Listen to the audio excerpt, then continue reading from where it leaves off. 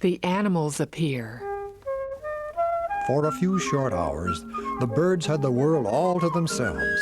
They flew happily through the air, perched on the branches of the trees, and walked or waddled through the flower-strewn meadows. No doubt they thought, if birds can think, what a lovely place God had made for them. But God had not made all this marvelous wonderland just for them. Early on the morning of the 6th day, a loud roar came from some forest glade. Birds in nearby trees soared into the air, chirping and twittering. Then, curious to see what it was all about, they flew back. And lo, there was a great golden yellow creature with a fine, strong face, a long, hairy mane, and a bearing like a king. It was the very first lion to roam the earth. But look over there. Whatever can that be? Such a strange animal with 4 long legs, a big, long neck, and such a funny face. A giraffe, of course. Ambling by with its head high in the air, it almost knocks the smallest birds out of the trees. And what is this?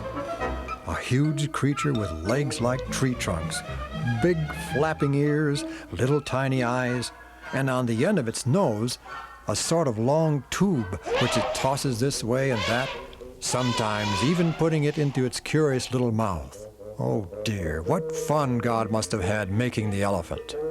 Here come a couple of horses, perhaps black or brown. Such graceful creatures they are, as they canter by with their heads tossing and their feet going clippity-clop, in perfect rhythm.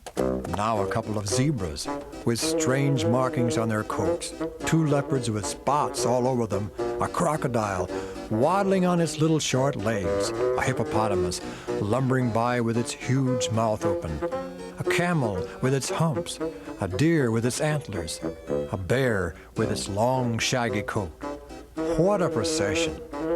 And to think that God designed and made them all in such a little while. Yet this is not half the story. Not only did he make all the big animals, he made the tiny ones too. Just look there. A little dog barking and scampering about as all dogs have done from that day to this. A cat walking by with stately steps. A monkey swinging from branch to branch. A chipmunk making funny faces.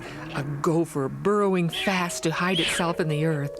A chameleon changing color every few seconds. A squirrel with a big bushy tail scurrying around looking for something to bury. And all these created in a single day. It is too wonderful for us to understand. Just think, every one of these marvelous creatures was not only made alive, but made to see, hear, smell, taste, and eat, just like you and me.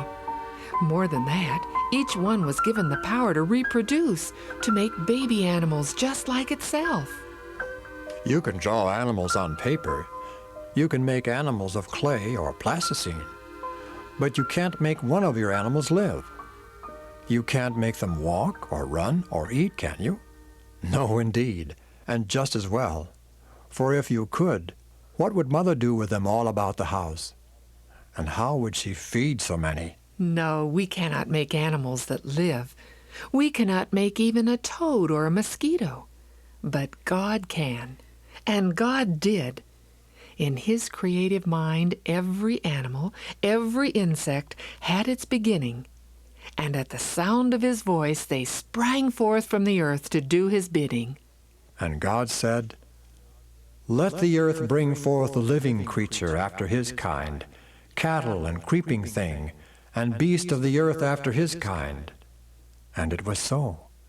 And God made the beast of the earth after his kind, and cattle after their kind, and everything that creepeth upon the earth after his kind.